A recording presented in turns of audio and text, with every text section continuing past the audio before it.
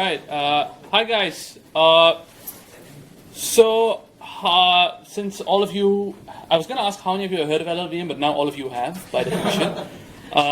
Thanks a lot, Jason. You saved me a lot of effort because you actually, I fit in really well actually over here because you covered most of the parts that I'm not going to talk about. Okay.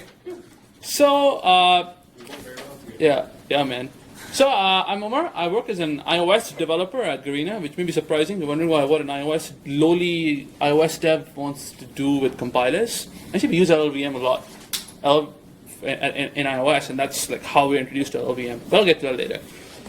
So we're talking about LLVM. At least we mentioned it by name. But what the heck is LLVM? To those of you, some of you have never touched compilers before probably, or have never touched these terms before, probably wondering what is this magic term. And like as Jason said, and as I mentioned, I have this little dragon thing as well. Jason already mentioned the history behind the dragon. It's based on a book. I think that's why the creator of LLVM, Chris Latin, that's why he chose this very fierce looking dragon. One of the things associated with LLVM, however, is that, and in compilers in general, but LLVM also, is that compilers are hard. They're hard to understand. You don't know how they work. They're quite mysterious. And like whatever it is, like this thing looks scary. And like when I made this give this talk, I'm thinking like my aim for today is to prove to you guys it's not that scary. It's not. It can be understandable. You can implement it. You can use LLVM to build your own compilers. All right. So what is LLVM per se? If you go to Wikipedia, I copied this word for word from Wikipedia. It's a collection of modular, reusable compiler and tools and technologies, blah, blah, blah. What does that mean? That means LLVM actually is not a compiler. LLVM is just a bunch of tools that will help you to build a compiler. And they're organized as a set of libraries and APIs that you can use to build your own compiler from scratch. Okay?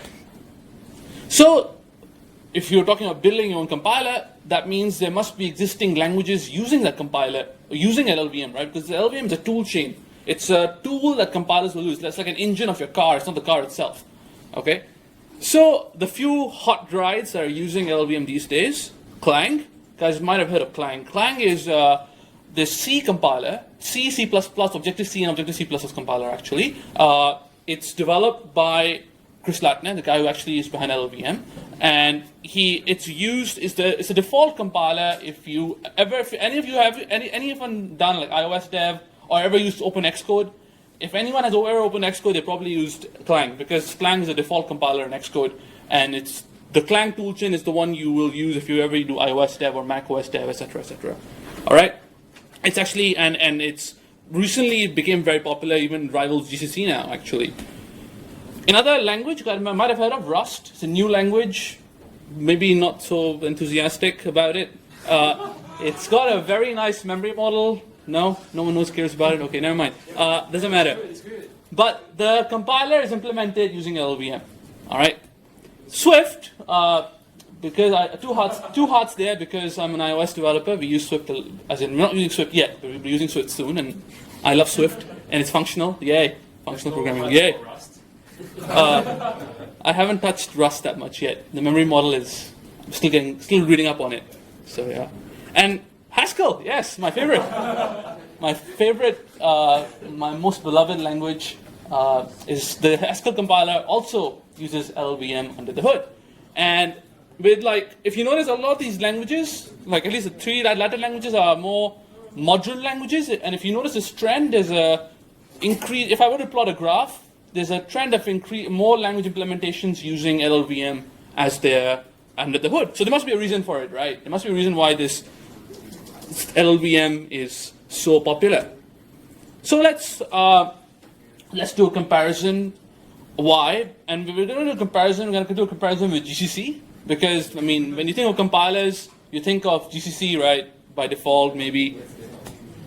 But the problem is, this is an anonymous code I found on the internet. You cannot simply compare compilers to compiler backends. All right? GCC is the full compiler.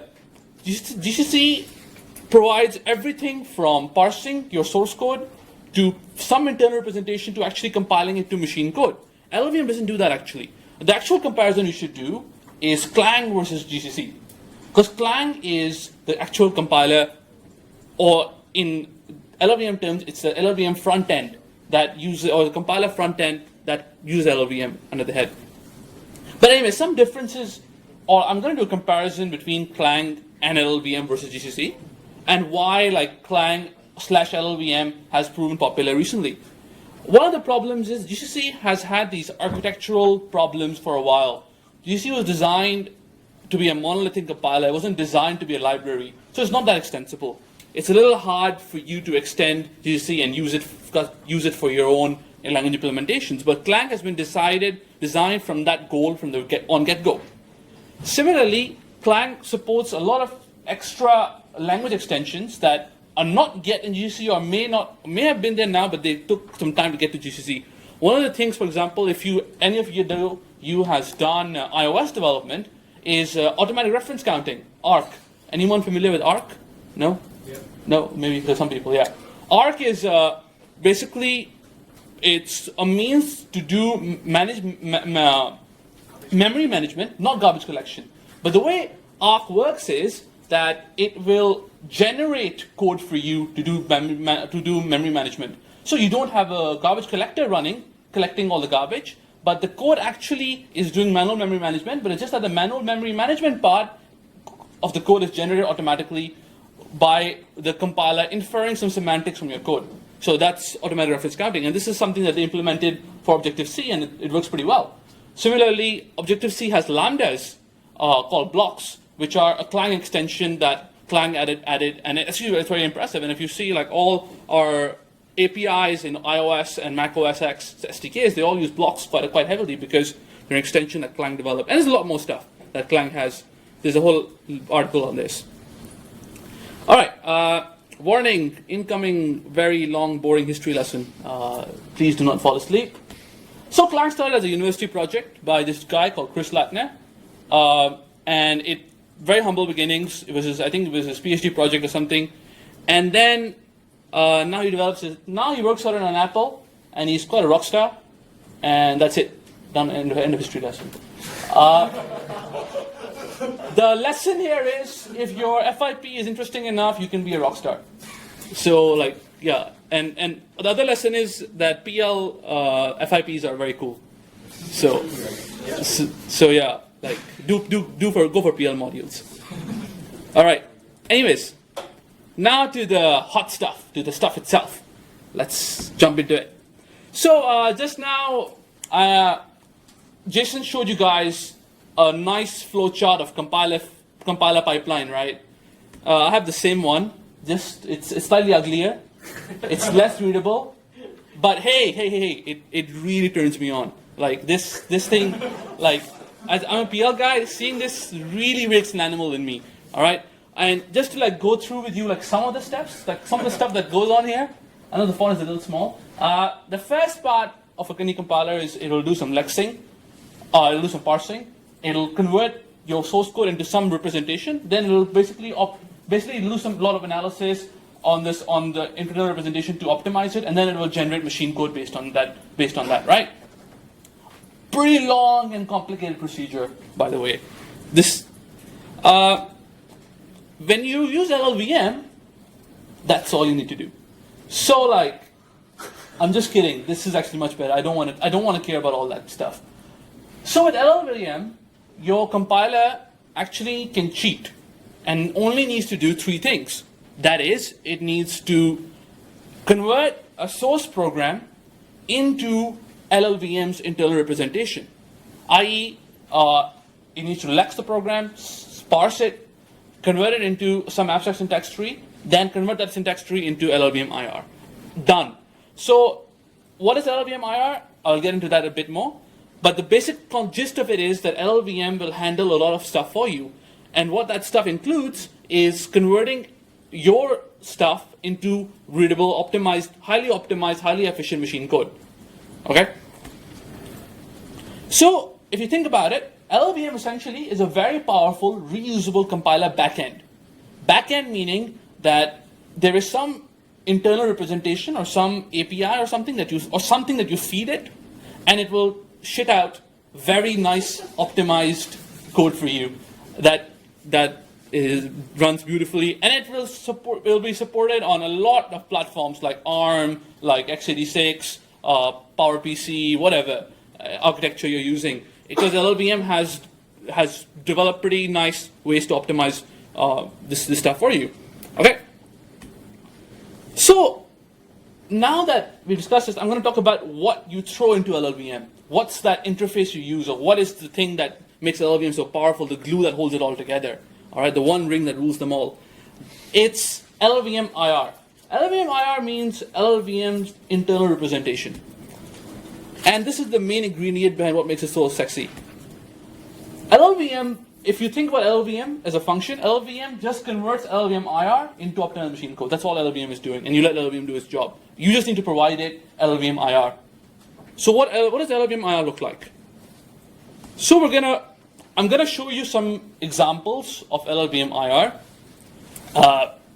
Be warned, there will be code on the screen.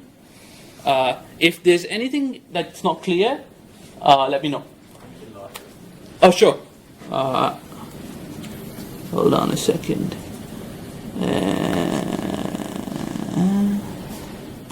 Shit, my stupid CSS framework doesn't work very well. Okay, this is what happens when you do your slides on CSS.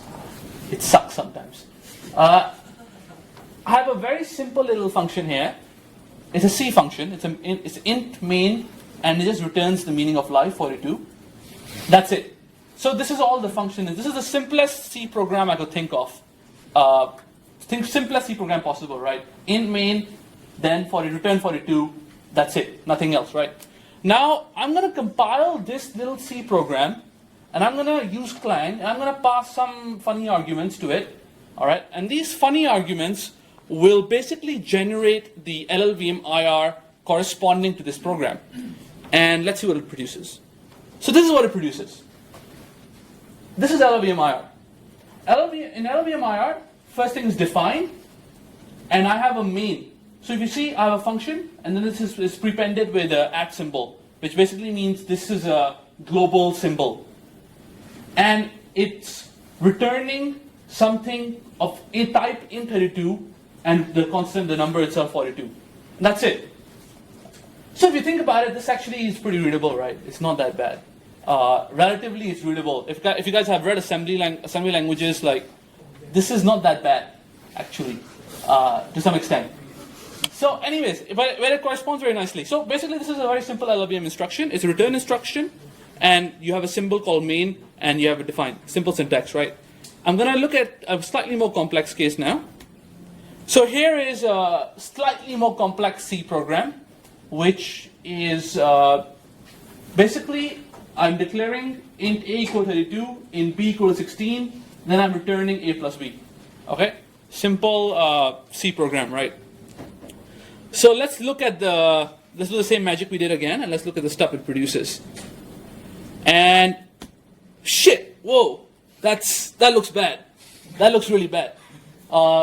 But don't worry, actually it's not that bad. Let me go through it one by one, and I'm going to show you guys. Actually, this is very readable. By the end of, give me 5 minutes. By the end of 5 minutes, this will be readable. I promise. All right. Okay. First step. Okay, the first step to understanding LLVM is this very basic rule in LLVM IR. Any variable that begins with percentage is a local variable. Local variable meaning is defined within some scope. You cannot reference it outside that scope. Okay?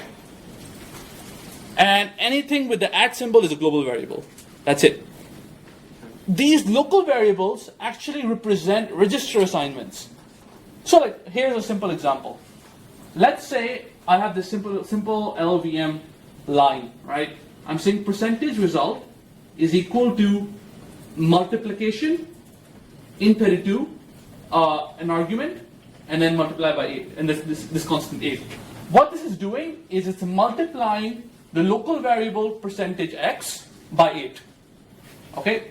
If you notice, I have to specify a type. This is because LLVM IR is type safe. Type safety matters by the Ruby guys. Sorry, like you guys suck when it comes to type safety. So like LLVM IR is very, very type safe. All your instructions, you have to specify the type inside it. So in this case, I'm saying my multiplication will return to something of int 32. So percentage result is the register that will be assigned of the result of this thing. It's quite simple, right? One more thing to notice. So how many of you guys know what a register is? Or how many of you guys have studied what CPUs do? Anyone knows what a register is? Okay, most people know what a register is. Oh, good. Those of you who don't, registers are these little like pieces of memory in your CPU that will store local variables for you. And if anyone has done some amount of assembly language, x86 for example, you might have noticed you have a limited number of registers, right? In x86 for example, the old one, you have the AX, BX, DX, and CX, whatever, right? 4 registers mainly. So when you write assembly code, if any one of you had the misfortune of writing assembly code, that is if you guys do computer engineering, which in NUS, which I did as well, then you will have to basically use those 4 registers in such a way that all your variables will use those four registers. Okay? The nice thing about LLVM IR is there's infinitely many registers. So there's no limit on registers. It abstracts that out for you. So you can define as many local variables as you want. When LLVM IR will convert this to machine code, it will automatically do all the assignments to the actual register and whatnot for you. So you don't have to worry about that. That's one big benefit about using LLVM IR. Infinite. Yeah, infinite, seriously infinite number of registers. Without the codes. Yeah. It's really infinite. Yeah, it's really infinite. It's really infinite. It is really infinite. I apologize if the quotes are confusing. It is infinite. Okay, so let's look at a few instructions and to get an idea of what that code was doing. Does the registers map to like native registers? Yes. I mean, when LLVM will generate the machine code for you, it will map that assignment to an actual register. So this sort of thing will become multiply instruction, then move blah blah in this register blah blah. But LLVM will do that for me, and it will make sure it does it in a nice CPU-specific optimized manner. Yes, Stacy? Most IR languages, there are infinite registers as well. Like Correct, that's true. Allocation That's true. That's true. That's true. back-end. That's true. That's correct. That's It's true. not LLVM specific. It's okay. That's correct. That's very correct. That's true. Generally, for IR languages, so the point I'm going to make here is that's why use IR as opposed to use direct machine code. But the point I'm trying to make here is that you're right, and the reason is because you want to abstract out this thing in a machine-independent way. So that's why most internal representations will follow something of this sort, where you'll have infinitely many registers. It depends though, but most of them do follow this. That's true. At least for register-based IRs. There's some, because a lot of internal representations might be like stack-based, for example, where you don't have registers like this. Okay. Okay, let's look at another instruction. Alloc A. Just now we saw a lot of alloc A, right? What does alloc A do? Alloc A will allocate memory in the stack. Okay? So what this means is that I'm saying, hey, allocate me an int 32. Okay? And this will return to me a pointer to that memory space, to that int 32 box that it allocated to me on the stack.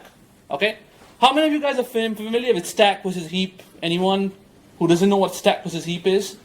Like, anyone? Okay, I'm assuming you guys know. But this thing is, so those of you who don't, a stack is just a stack basically is memory space that is like first in, last in, first out? Yeah. So it'll be cleared basically. It'll be cleared basically when things are out of scope. So it's very easy, very nice to model variables using it inside. So, anyways, this thing will allocate a piece of memory on the stack. That's it, and return to your pointer. Okay. Store is a similar instruction. All it will do is it will take a pointer and it will store int32 inside that pointer of int32.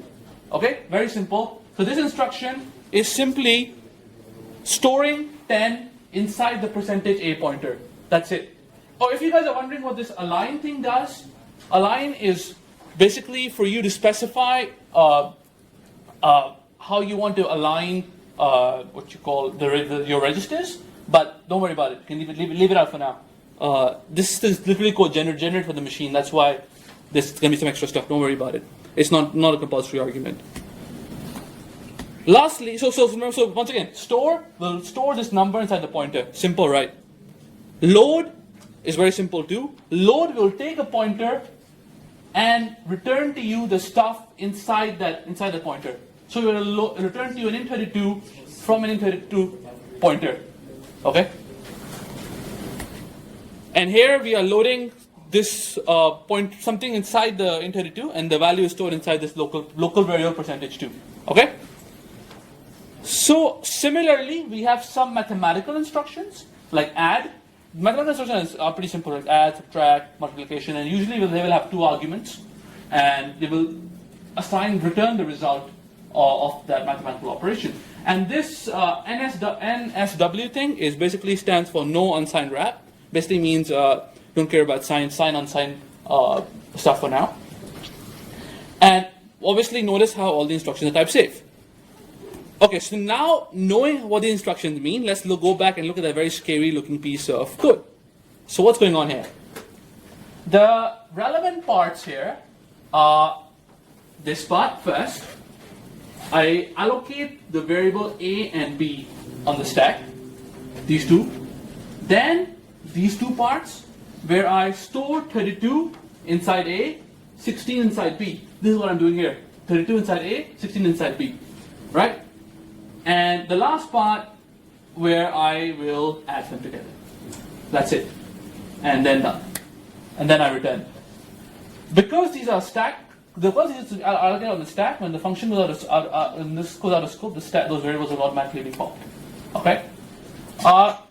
Similarly, if you guys, some of you guys who are keen, who have very keen eyes, or have studied this before, well, notice I passed this little flag here, O3.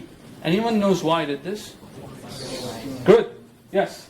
So, if I actually pass the optimization flag over here, right, you know what will happen?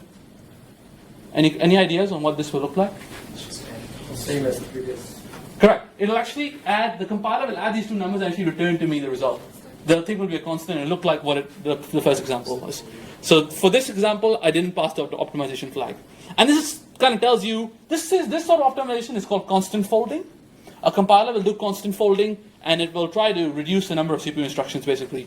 So, and this is a very common optimization that these compilers offer you. Okay, and this is why passing optimization flags is quite important, by the way. So you should take care. It can optimize your code quite a bit. All right.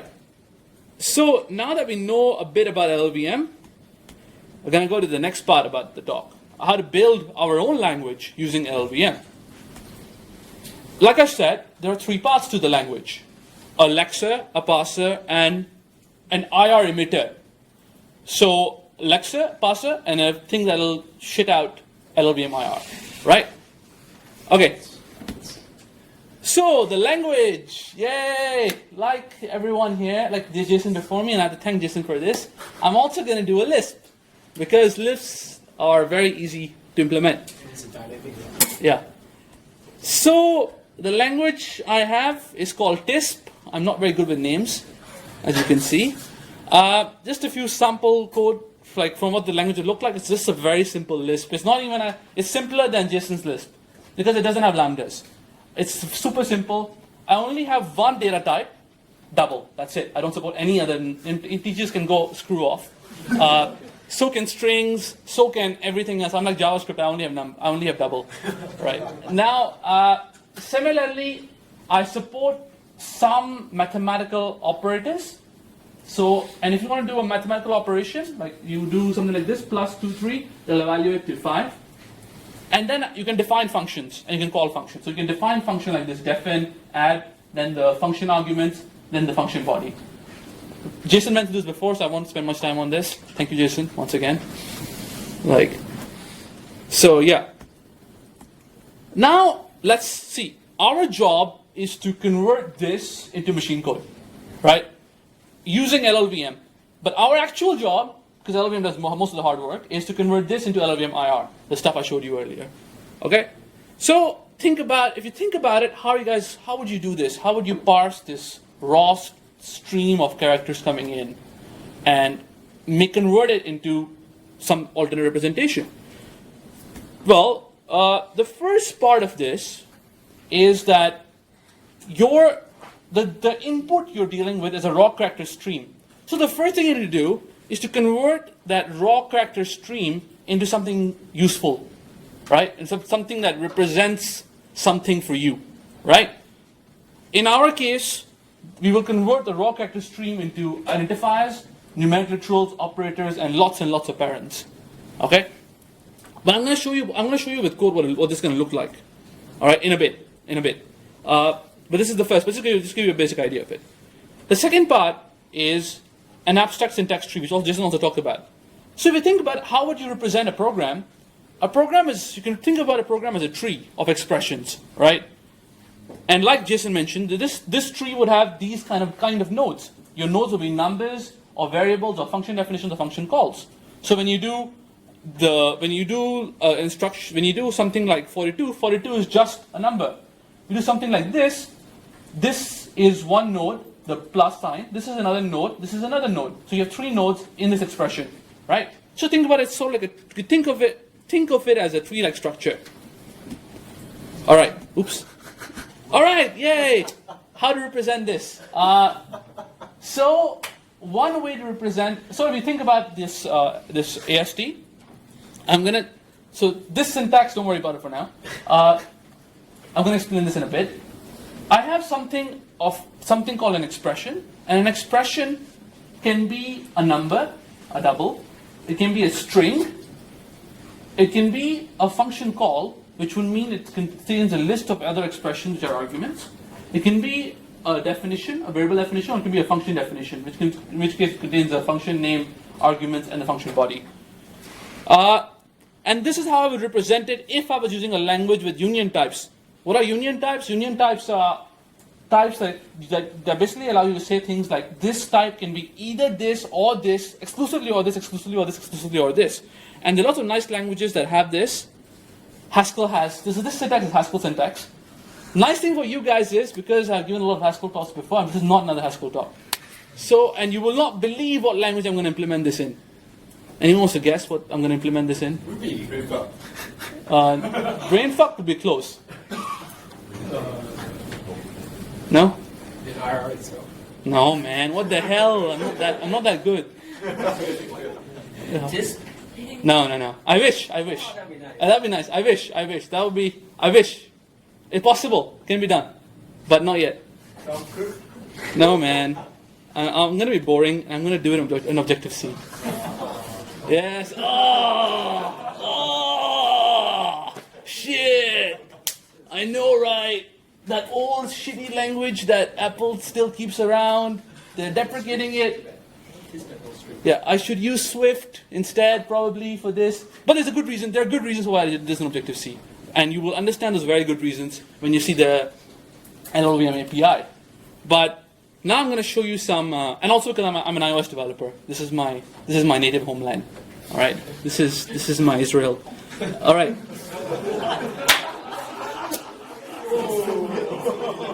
All right. So. it's recorded by the way. It's recorded by the way. Oh shit. Oh man. Okay, I'm doomed. Okay, I'm hoping that intelligence agencies don't catch me. Yeah. A side note, if you guys don't know, I'm from Pakistan, so it's even bigger worry. By right, I actually can't travel to Israel. My passport says so. Anyway, that's by the point. So, let's now look at what a token looks like. So you remember when I said we have tokens, right?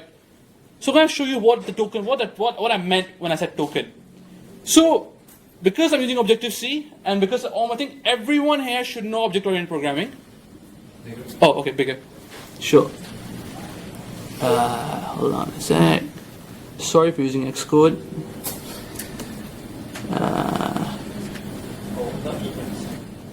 I would prefer Emacs as well, but the toolchain is a little hard to get running there.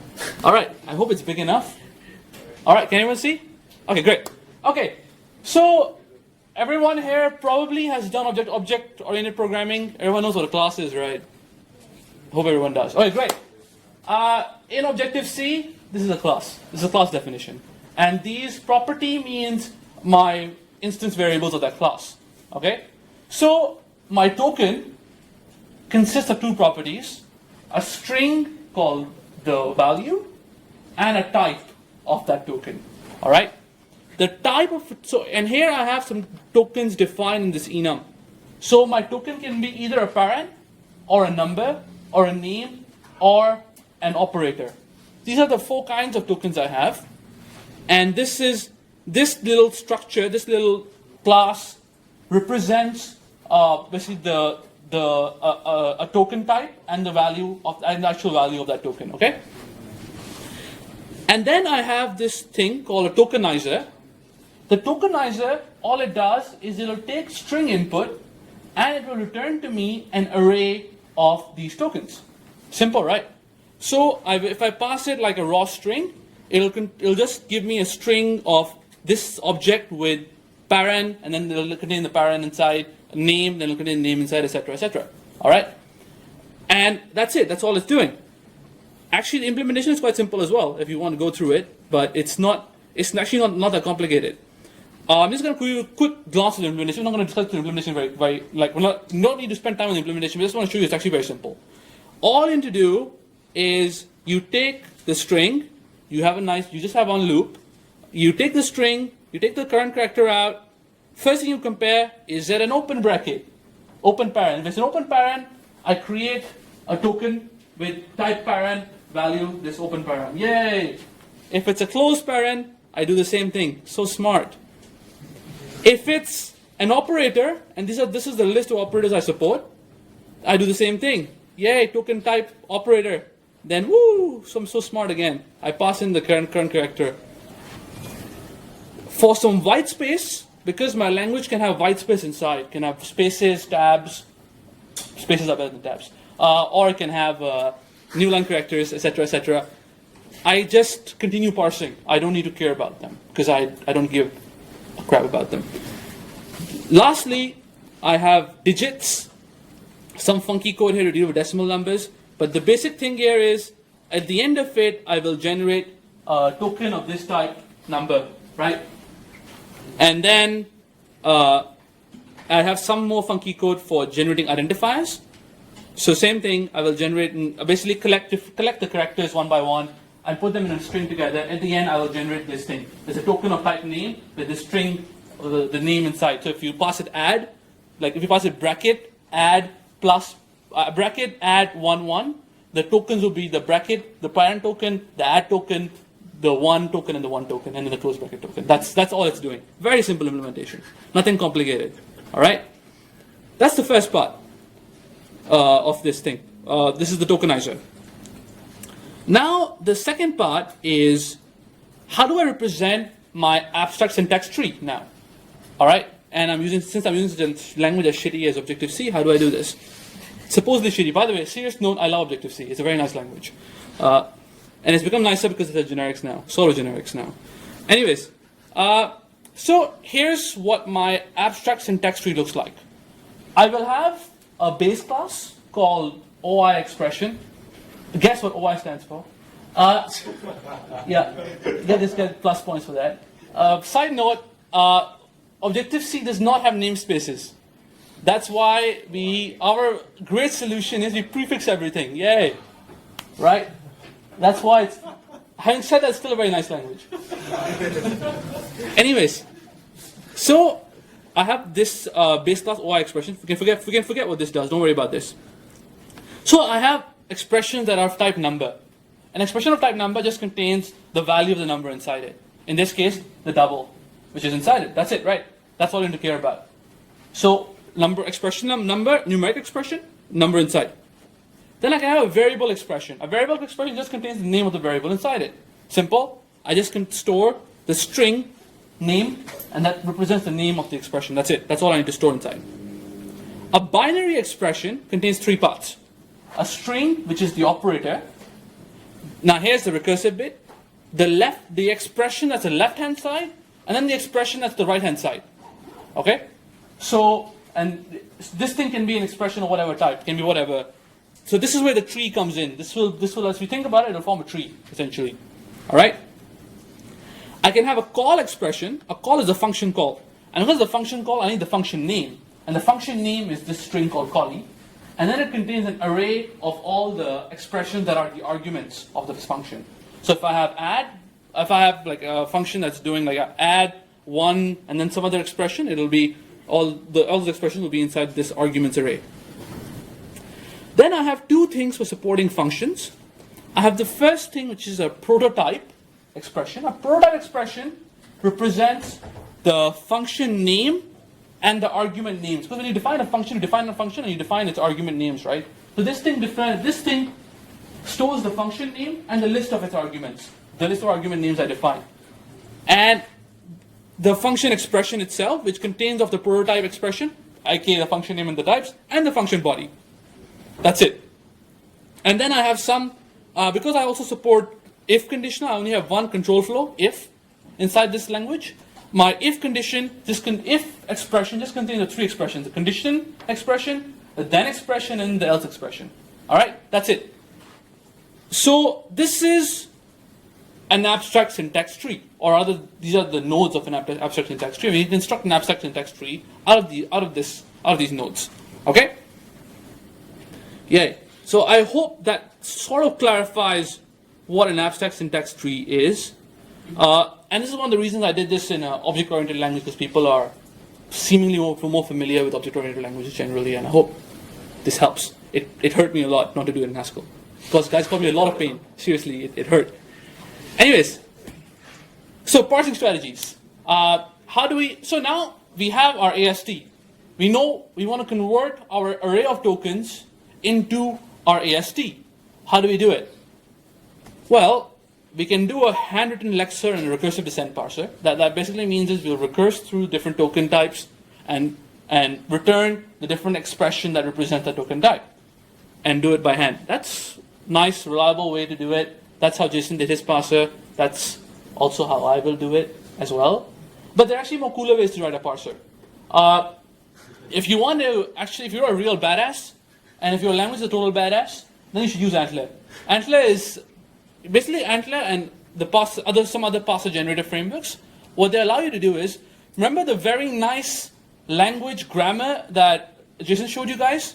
The one where he specified this is the atom, and this is the expression, and this is the blah blah blah in terms of each other. That's your EBNF grammar. For a generator, all you need to do is provide it that grammar, and it'll generate the parser for you. That's it. So it's actually very easy to write parsers with generators. But because I'm using a Lisp, I don't need to worry about it.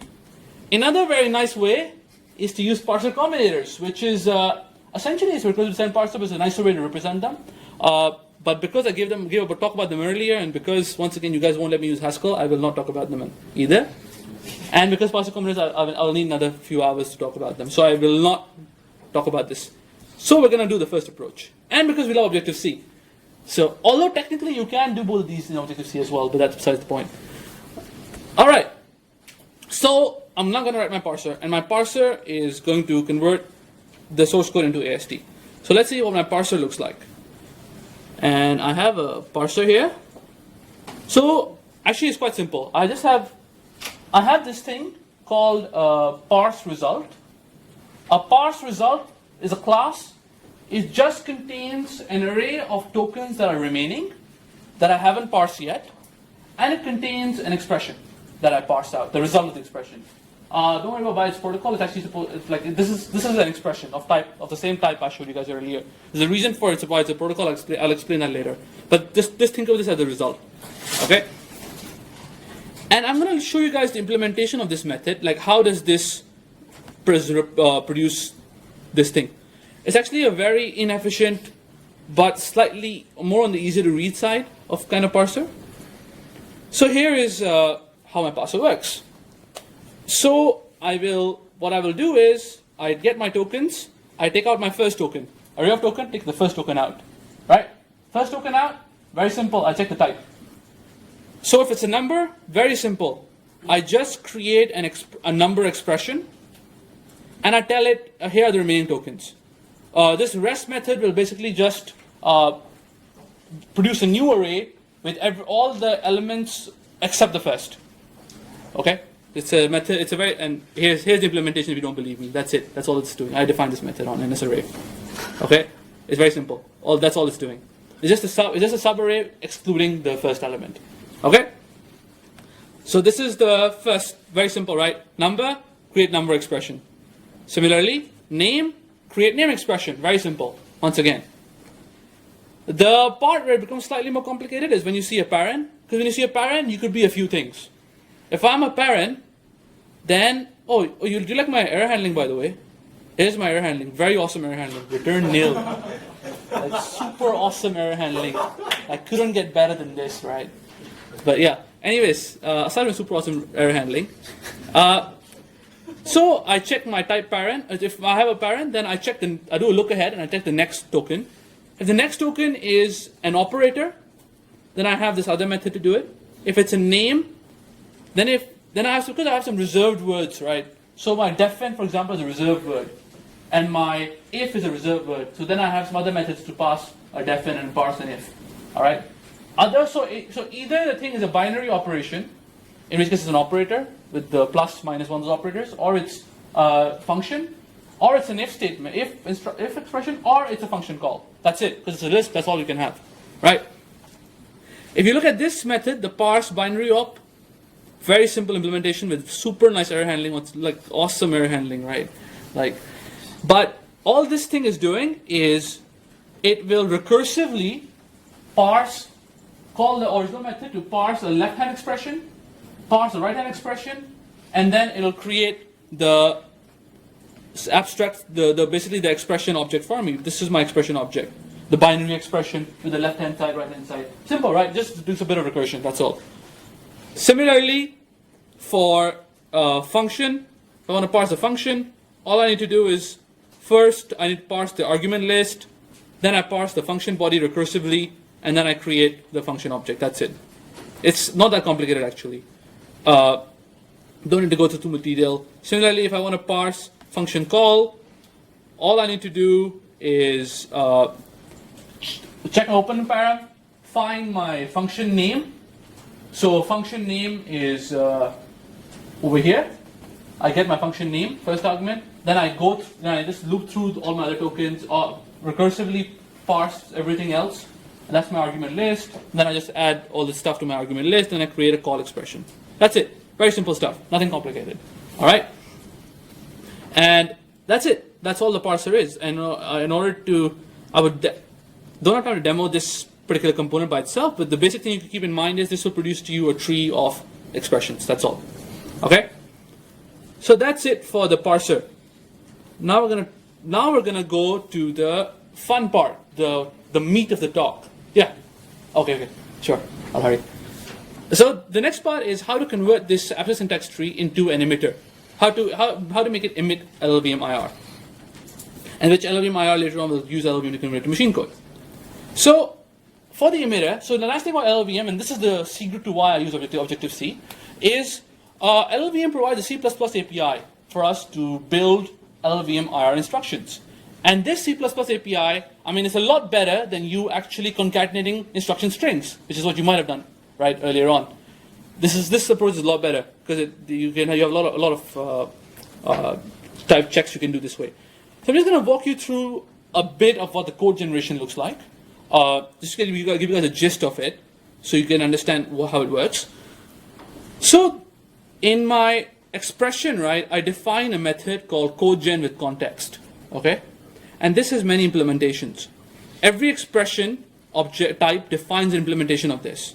So in my base, I don't do anything. I just assert. This is how we implement virtual classes in Objective-C, by the way. We crash in runtime. So,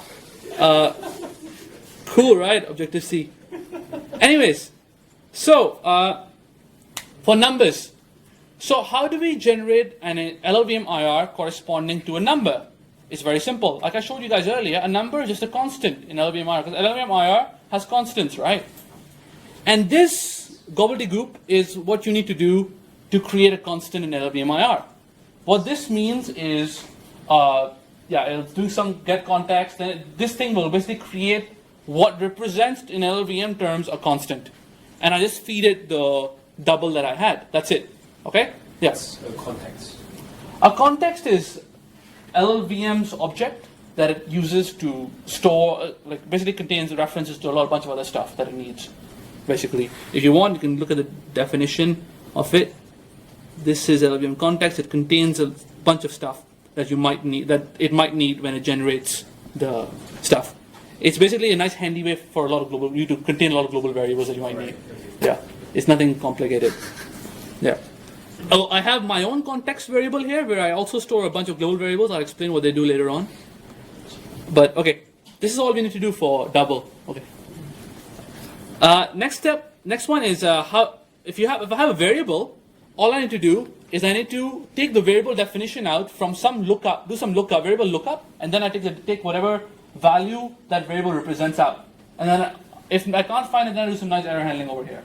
So how the lookup works is in my context object that I pass over here, I have a hash map, I have a map of variable name to LLVM value inside here. So here's how I keep track of all my variables in scope. Okay? Similarly, if I have a binary expression, all I need to do is I recursively call codegen on the left-hand expression, right-hand expression, and based on that, I can use this thing. LLVM provides this thing called a builder. The builder will help you create individual instructions. So this one will create an add instruction. F means floating point add. So floating point add, left-right instruction. This is a name I assign for this variable. So when I create LLVM IR instruction, I create assignments, right? So this one will basically be converted into add temp equal to add LR. But the one thing about this is, how do I make sure that I don't have conflicts, right? Because add temp can have conflicts if I generate multiple times. LLVM is smart enough to handle that by itself. It'll automatically, so if there's a conflict, it'll automatically add an index at the end. So it's smart enough to handle that for you, so you don't need to worry about that. And it's very simple. This is how I create simple instructions one by one. So for subtraction, multiplication, etc., etc. These ones, there's some fancy conversion here to convert them from Boolean to float, because I only have floats / doubles in my language, because the language is very nice. Then for function call, similarly for function call, all I need to do is I need to find the function that I'm calling. If I can't, so this thing represents my environment, you can say. And if I can't find the function I'm calling, then I will just throw an error.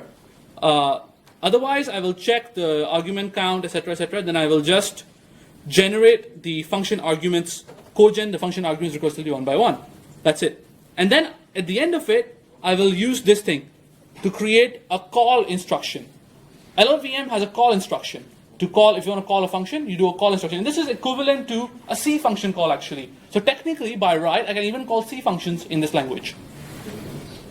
Similarly, for a prototype, which is just contains function name and function arguments, all I need to do is some more LLVM API gobbledygook, where I will basically declare the function type, which is it's of type double, and it takes in doubles, because that's the only type I have. And then I will get my module, and I will create my function using this LLVM API called create, passes the function type, the name of the function, and then the module. Quite simple, very straightforward. Nothing complicated. Don't worry about this stuff. Just some error handling. And this is to assign my argument names, basically. Last one is my function. Function will just, so here's, I need to go in a bit more detail. So here's how a function will work. So I need to hurry up. So something about LLVM is that everything is a basic block. A basic block means it's a sequence of assembly instructions that start at one point, and then they will always return. So they have start, then they have, so basically the way it works is you have a starting point, then you have an ending point. And the series of instructions will just follow one by one, and they'll return. That's it. Okay? So in order to create this sequence of instructions that start at one point, then go down, then they return, you create what we call, LLVM calls a basic block. And then in the basic block, you will then code gen the body. And after you code gen the body, you will create a return instruction to return the value, and that's it. Then you run some verify stuff, and that's it. Okay, that part done. Let's run this baby and see if it works. All right. Hopefully it still works. All right. You want to see my console? Okay. Let me open it up a bit.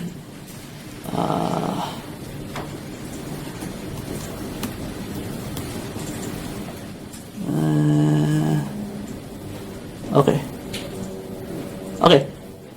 So, in my console, right, I will generate LLVM IR instructions corresponding to whatever I type over here. All right. The console, by the way, will not actually compile the LLVM IR. It will just show you what's the IR I generate for now. Okay.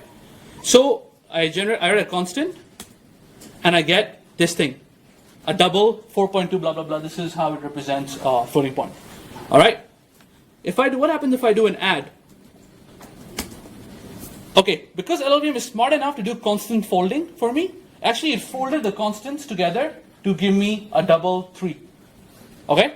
Because it's smart enough to do it. Let's say I define a function now. So here's how I define a function in my disp. So I define an add function. So this is what the function looks like. And here's what I meant by a basic block. So here's function defined, double, takes in two doubles, creates a variable called addTemp, adds the two doubles, returns that result. And this thing is a basic block. Sorry, that's it. Okay? And that's how I create functions. And yeah, we can emit LLVM IR. And by right, I can compile this LLVM IR, and it'll actually compile to very nice optimized native code on any platform. So I'm actually more or less done. There's a bit more stuff. Control flow. Because right now the stuff you've seen, it only has expressions, right? Add expression, submultiply, etc. We don't have control flow. We don't have if, then, else, for loop, etc., etc. If you want to implement those, it's quite easy. We have a branch instruction, and branch instruction will basically take a conditional, a then label, and an else label, and it will basically do what branch instructions always do. Based on the condition, it will branch off to that label. I don't have time to cover this. This is the phi instruction. Very cool stuff. Talk to me after the talk. But I won't have time to cover this right for now. But just to give you a gist of what it does, is because in LLVM, registers are immutable in the sense that you cannot reassign a register. A local variable cannot be reassigned. Because it cannot be reassigned, if I want to return from a branch statement and give you a result from the two branches, right? Because when I do a branch, I'll have a part that does one part of the branch, another part that does another part of the branch, right? Now I want to merge those two variables together. How do I do that? They have an instruction called phi. What phi will do is it will choose either one of those variables based on what label it was called from. Takes a bit of mind wrapping to understand, but I will get to it in more detail later on. If you can talk to me after this, because I'm running out of time now. Oh wow. I was planning to go through this. Never mind for now. This is how I would implement factorial in LLVM IR. And this is for based. So I have some code examples here. So I have a factorial here. So this is what factorial will look like. And yeah, this is factorial. Okay. I actually have a just-in-time compiler that I can actually also set up to actually run this.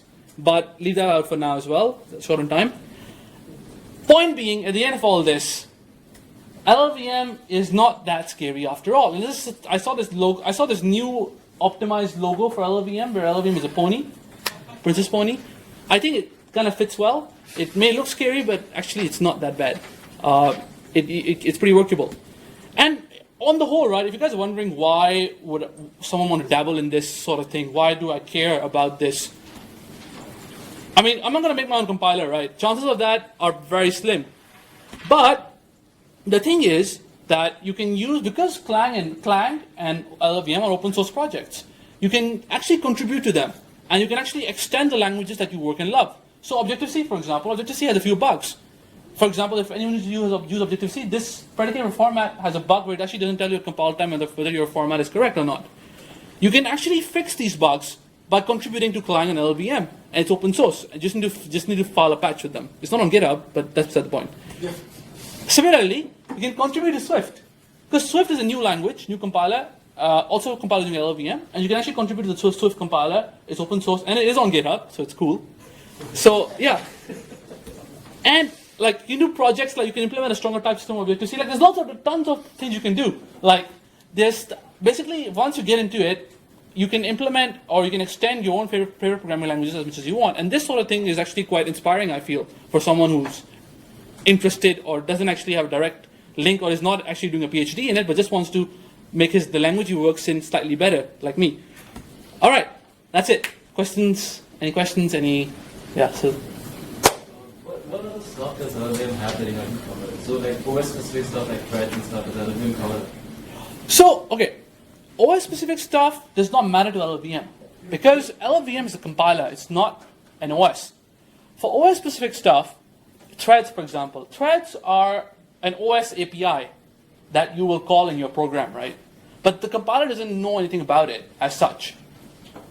If you are implementing a programming language that has its own concept of threads, not OS threads, like green threads, like Go's channels, for example, or green threads or whatever, then you will have to manage them yourself. LLVM doesn't do shit about them, doesn't care. All right, I'm not sure if it has some extra stuff where it helps you out in implementing that kind of stuff. And that one you have to check for yourself. But you're pretty much on your own. Garbage collection, for example, so just now our language is not garbage collected because we don't have a heap, so we don't need to be garbage collected. But if you were to have a heap, LLVM actually doesn't have a garbage collector by default. But you can implement one, and it does have tools to help you implement a garbage collector. Okay. Any more questions? Yeah. How easy is it to add the JIT to your code? I have it added. I can just uncomment it. It's buggy. There's a small bug I have, but I can do it right now. Hold on. It's very simple. Here we go. Abracadabra. Boom. Boom. All right. Let's run this.